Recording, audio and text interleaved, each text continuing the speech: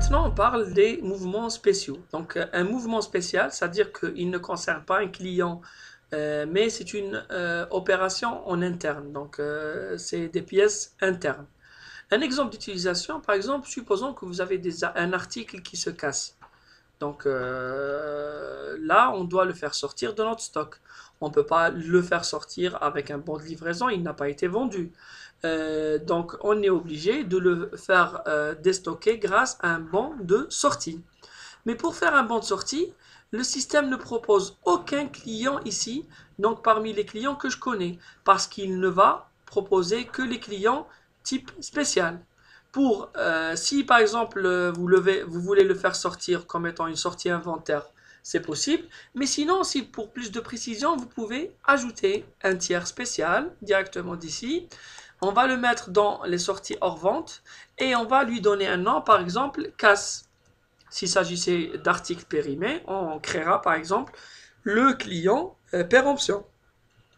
N'oubliez surtout pas de fixer le flag spécial parce que si vous ne faites pas ça, il va être considéré comme étant un client et automatiquement il ne va pas le proposer dans le listing. Une fois que vous sélectionnez casse, dans le corps du bon de sortie, indiquez le produit qui a été cassé. Donc, et la quantité. Bien sûr, il va être déstocké avec son prix moyen pondéré. Donc, parce que c'est n'importe quel article qui sort, qui est volé ou bien qui a disparu pendant un inventaire, périmé et tout, on doit le valoriser par prix moyen pondéré. À la fin, validé. Là, la pièce, vous allez la retrouver dans le journal de stock spécial. Donc, le journal de stock spécial, là, vous verrez un bon de sortie, casse, où le contenu est bien précis, c'est une biellette de direction, donc qui s'est cassée. Donc, à chaque fois quand vous avez des sorties spéciales, il suffit de faire des mouvements avec le tiers spécial que vous avez créé. Une entrée spéciale aussi peut être envisagée. Par exemple, là, je suis en train de vérifier mon stock et je tombe sur un article ou bien, c'est-à-dire qui n'était pas recensé dans mon logiciel. Là, je ne connais pas le fournisseur et tout. Je peux le faire entrer, donc à travers un banc d'entrée. Par exemple, vous pouvez sélectionner entrée inventaire, c'est-à-dire c'est un oubli pendant la phase d'inventaire, et ajouter ce produit donc directement dans votre stock avec une valeur qui généralement est le prix moyen pondéré. Donc vous remarquez que les pièces de stock généralement affichent le prix moyen pondéré sauf autre réglage au niveau du logiciel. Validé. Là, l'article a été c'est-à-dire inventorié, il peut rentrer dans le stock et être utilisé à la vente et tout. D'accord. D'ailleurs, vous remarquez une chose, c'est que même l'inventaire, quand vous faites un inventaire, c'est-à-dire quand vous allez sur inventaire, vous préparez un inventaire, vous faites les quantités de certains articles, etc., le système va comparer les quantités que vous avez entrées en inventaire par rapport aux quantités courantes et doit créer des pièces de régulation qui vont corriger votre stock.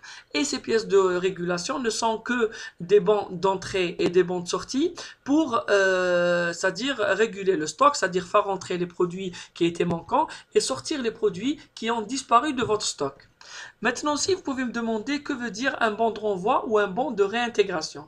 Ça, c'est utilisé généralement dans la partie production.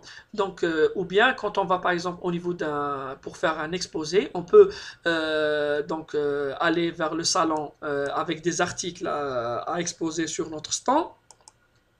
Donc on peut créer un tiers spécial qu'on appellera par exemple la foire, d'accord. Le nom de la manifestation, par exemple c'est on va dire Expo 2010, d'accord.